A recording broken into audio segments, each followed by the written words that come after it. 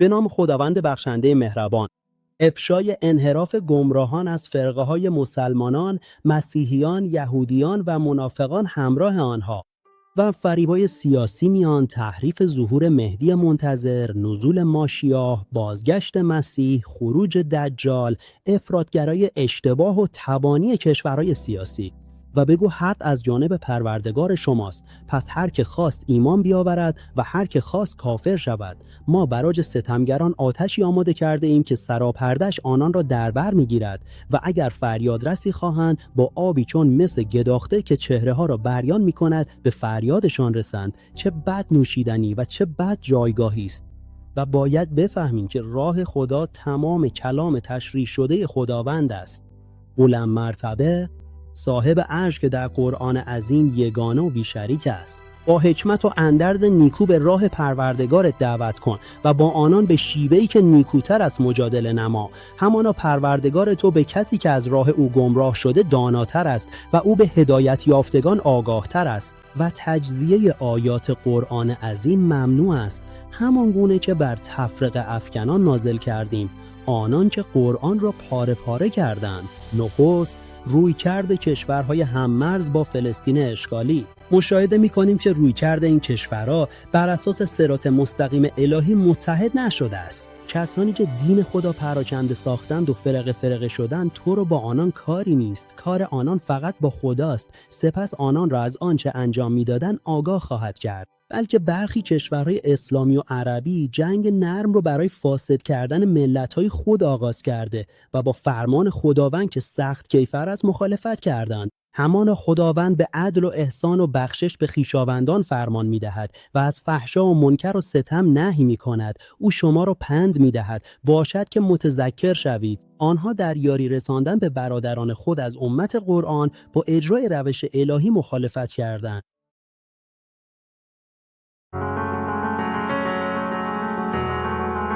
اینها پناهجویان اقلیت روهینگیا هستند که پس از یک کارزار اخراج اجباری و آزار و اذیت دردناک میهن خود را در میانمار ترک می‌کنند و دلیل آن دین آنهاست. و همچنین در یاری فلسطینیان، ساکنان اصلی سرزمین مقدس، نسل اندر نسل و به دلیل فرقه گرایی که دشمنان امت قرآن کاشته اند، از غیر خدای توانا، مدافع، نیرومند، بلند مرتبه و صاحب عرش طلب حمایت کردند. پس کسانی را که در دلهایشون بیماری است میبینی که در دوستی با آنان شتاب میکنن و میگوین میترسیم حادثه ناگواری به ما برسد. امید است که خدا پیروزی یا حادثه دیگری از جانب خود پیش آورد تا از آنچه در دل خود پنهان میداشتند پشیمان شوند. و همچنین مانع توسعه در تمام زمینه‌ها برای برخی کشورهای امت قرآن شدند. بلکه برخی از اونها به جای تشویق به اطعام مستمندان و توسعه برای نابودی نظم و ثبات دخالت می‌کنند. آنها را متوقف کنید که بازخواست خواهند شد. دوم، رویکرد مردم فلسطین اشغالی. اونها با کلام خداوند قادر مخالفت کردند. از خدا و رسولش اطاعت کنید و با هم نزاع نکنید که سست میشوید و ابهتتون از بین میره.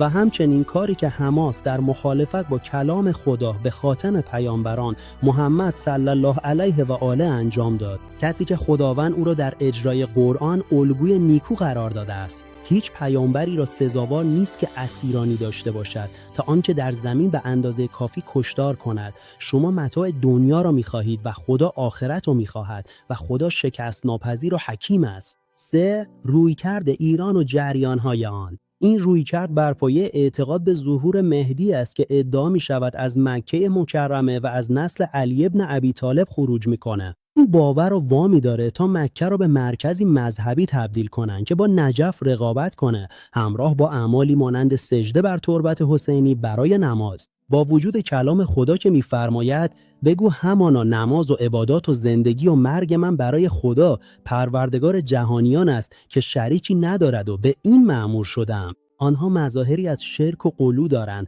مانند سینه زنی و دعا کردن به درگاه غیر از خدای نزدیک و قرار دادن همتایانی برای خدای محبوب که می‌فرماید. و برخی از مردم غیر از خدا همتایانی برمیگزینند و آنها را همچون دوست داشتن خدا دوست می‌دارند، اما کسانی که ایمان آوردند عشقشان به خدا شدیدتر است و خدا سخت کیفر است. ریشه های این تبرک به غیر خدا به انحراف در فهم برمیگردد و من با 2 مثال شروع کردم: دست کشیدن به حجرالاسود و دست کشیدن به مقام ابراهیم. روایاتی مخالف قرآن نقل شده که ادعا می‌کنند پیامبر حجرالاسود را بوسیده است و از اینها برای توجیه تبرک به چیزهایی که همتای خدا شمرده می‌شوند استفاده شده است، در حالی که حجرالاسود فقط برای آسون کردن شمارش دورای طواف گذاشته شده، نه برای تبرک یا بوسیدن به عنوان بخشی از عبادت خدای یگانه. خداوند عاقبت توسل به غیر خود را در داستان یوسف آشکار کرد. پس شیطان یاد پروردگارش را از خاطر او برد و او چند سالی در زندان ماند. تبرک جستن به غیر او جایز نیست و او به شما دستور نمی‌دهد که فرشتگان و پیامبران را به خدایی بگیرید. آیا پس از آن که مسلمان شدید شما را به کفر فرمان میده؟ و تعریف مسلمان تسلیم کردن قلب و جان به خداست. پس اگر با تو به ستیزه برخاستن، بگو من خود را تسلیم خدا کردم و همچنین کسانی که از من پیروی کردند. و اگر روی گرداندن بر تو فقط ابلاغ پیام است و خدا به بندگان بیناست. این موضوع در قرار دادن پاها داخل محفظه تبرک به مقام ابراهیم نمایان شد، در حالی که نادیده گرفتن فرمان خدا را که و از مقام ابراهیم نمازگاهی برای خود برگیرید. معنای این دستور این است از آن چه اطراف کعبه است مکانهایی برای نماز خواندن برای خدا قرار دهید. و اینو با کار سامری مقایسه می‌کنیم که گوساله رو برای پرستش برگزید. موسی گفت ای سامری، ماجرای تو چیست؟ گفت من چیزی دیدم که آنها ندیدند، پس مشتی از رد پای فرستاده برداشتم و آن را افکندم و نفسم اینگونه برایم آراست. از اینجا بود که تبرک جستن به دست کشیدن به کعبه و سپس قبرها و طواف دور آنها تبدیل شد و اینگونه غلو و شرک تداوم یافت. ما تأکید می‌کنیم که در قرآن هیچ ذکری از مهدی منتظر نیامده است، چرا که خداوند بی‌نیاز به واسطه‌ها احتیاجی ندارد و محمد صلوات الله علیه آخرین پیامبر است. همونطور که ذکری از مسیح دجال هم نیست و ما میپرسیم چطور کسی که ادعای معجزه دارد نمیتواند چشم کور خودش رو شفا دهد. در سیاست رژیم ایران هیچ اقدامی انجام نداد، در حالی که غزه نابود میشد و مردمش به قربانگاه فرستاده میشدند. و مانند ابلیس گریخت آنجا که میگوید من از تو بیزارم و همگی به ریسمان خدا چنگ زنید و پراکنده نشوید و نعمت خدا رو بر خود یاد کنید، آنگاه که دشمن بودید و او میان دلهایتان الفت انداخت و به لطف او برادر شدید. سوم این که رویکرد اسرائیل بر پایه تشکیل اسرائیل بزرگ به عنوان مقدمه‌ای برای ظهور ماشیا است. پادشاه منتظر از نسل داوود آنها برای توصیف ماشیا از کتاب اشعیا نقل قول می‌کنند. اما قرآن تأکید می‌کنه که فرمان روایی سلیمان پس از او به هیچ کس نخواهد رسید. گفت پروردگارا مرا ببخش و به من فرمان روایی عطا کن که پس از من سزاوار هیچ کس نباشد که تو بسیار بخشنده ای. موضوع بازگشت دوم در مسیحیت با حقیقت تفاوت دارد. اونا به بازگشت عیسی در میان ابرهای آسمان باور دارند، اما ما روایتی قرآنی و متفاوت ارائه میدیم. عیسی مانند تمام انسانهای دیگر از دنیا رفته است و ما برای هیچ بشری پیش از تو جاودانگی قرار ندادیم. پس آیا اگر تو بمیری آنان جاودان خواهند ماند؟ خداوند جان عیسی رو گرفت همون گونه که جان همه رو میگیره. آنگاه که خدا گفت ای عیسی من تو را بر میگیرم و به سوی خود بالا میبرم و تو را از کسانی که کفر ورزیدن پاک میگردانم. خداوند روح انسانها را هنگام مرگشون میگیرد و آنهایی را که نمرده اند در خوابشان، پس روحی را که مرگش فرا رسیده نگه میدارد و دیگری را تا زمانی معین و مشخص باز میفرستد. بی ترتیب در این کار و در این فرایند برای مردمی که میاندیشن و اهل تفکر و تعقل هستند نشانه ها و آیات روشنی وجود دارد. من تو رو بر میگیرم و به سوی خود بالا میبرم و تو را از کافران پاک میکنم. این بالا بردن یه تعالی معنوی به بهشت انتظاره، بهشتی که وسعت آن به اندازه آسمان و زمین است که برای مؤمنان آماده شده پیش از ورود به جنت المأوی که مخصوص پرهیزگاران است. عیسی درگذشت و حواریونش او را دفن کردند. رومی‌ها پیکری شبیه او را به دار آویختند و شایعه کردند که او عیسی است، در حالی که او را نکشتند و مصلوب نکردند، بلکه امر بر اونها مشتبه شد. همان مثل عیسی نزد خدا همچون مثل آدم است که او را از خاک آفرید. سپس به او گفت باش، پس موجود شد، که این نشان دهنده شباهت آن دو در خلقت و مرگ است، حتی در عهد جدید. دلایلی بر یگانگی. خداوند: بشنو ای اسرائیل، پروردگار ما خدایی یگانه است و این نفی الوهیت مسیحه. به اونها هیچ سخنی جز آنچه تو ای پروردگارم مرا بدان فرمان دادی نگفتم، یعنی اینکه فقط و فقط خداوند یکتا رو بپرستید، همان خدایی که پروردگار من و پروردگار شماست و همه چیز در دست قدرت اوست. تا زمانی که در میان آنها حضور داشتم و زندگی می‌کردم، من خودم بر اعمال و رفتارشان گواه و ناظر بودم، اما وقتی که مرا از میانشان برگرفتی و نزد خود بردی، دیگر تو خودت ای خداوند بزرگ بر همه آنها نگهبان و مراقب بودی و تو بر هر چیزی، بر هر عمل و نیتی گواه و شاهد هستی. خب اونها رو عذاب کنی، پس اونها بندگان تو هستند. و اگر بر آنها ببخشایی، همانا تو توانا و حکیمی. خداوند فرمود این روزی است که راستگویان را راستیشان سود بخشد. برای آنها باغ‌های بسیار زیبا و سرسبز است که از زیر آنها نهرهای پرآب و زلال روان است و در آن باغ‌ها برای همیشه و تا ابد جاودانند، بدون هیچ نگرانی یا ترسی از پایان یافتن این نعمت‌ها. همیشه خشنود شد.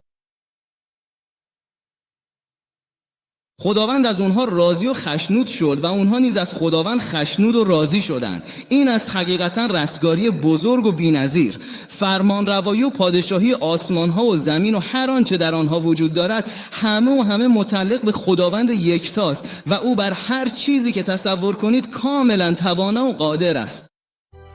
یوحنا 17:3 و این است زندگی جاودانه که تو را تنها خدای حقیقی بشناسند و عیسی مسیح را که فرستادی. روشن می‌کنیم که این آیه به وضوح میان خدای یگانه حق و عیسی به عنوان پیامبری فرستاده شده تفاوت می‌گذارد.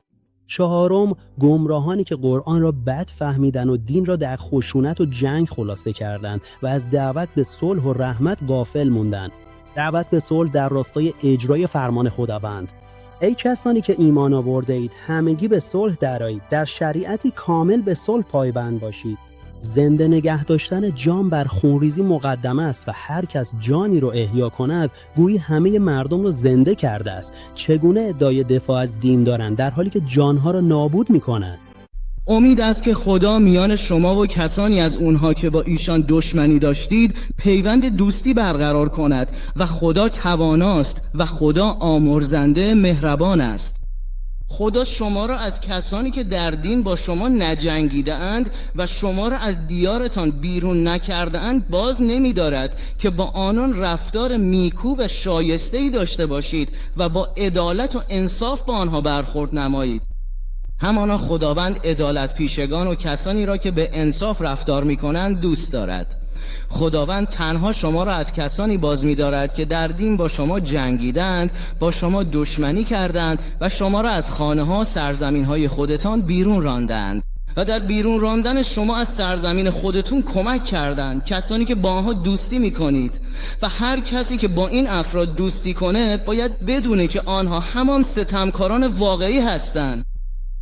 خداوند شما را از کسانی که با شما نجنگیده اند نهی نمی کند که با آنها نیکی کنید و با عدالت رفتار نمایید. هر کسی که به شما تجاوز نکرده جنگ با او جایز نیست. هشداری در مورد تکفیر صلحجویان. و به کسی که به شما سلام میدهد نگویید تو مومن نیستی. تندروها در واقع به اسلام آسیب زدند. خداوند می‌فرماید که عاقبت کسانی که وارث کتاب شدند اما به حق پایبند نبودند ناگوار است. آنها متاع ناچیز این دنیا را میگیرند و میگویند ما بخشیده خواهیم شد. اهل کتاب هر امتی هستند که خداوند برایشون کتابی فرستاده و آخرین و بزرگترین آنها قرآن است که بر تمام کتاب‌های پیش از خود برتری دارد. در پایان خداوند عادل می‌فرماید و این گونه برخی ستمکاران را بر برخی دیگر چیره می‌کنیم به خاطر آنچه به دست می‌آوردند. وصیت خداوند به بندگان همان حقیقت است. بگو بیایید تا آنچه را پروردگارتان حرام کرده تلاوت کنم. پروردگارتان بر شما اینکه چیزی را شریک او قرار ندهید و به پدر و مادر نیکی کنید و نفسی را که خداوند حرام کرده جز به حق نکشید. قیامت آغاز نخواهد شد تا زمانی که آفریدگان ایمان بیارند. با یقین به این که الله همان معبود و پروردگار برحق است، نشانه های خود رو در کرانه ها و در وجود خودشون به آنها نشان خواهیم داد تا برایشان روشن شود که او حق است. آیا کافی نیست که پروردگارت بر هر چیزی گواه است؟ با شما بودیم استاد دکتر امین حامد خیران، استاد علم معادله قرآنی.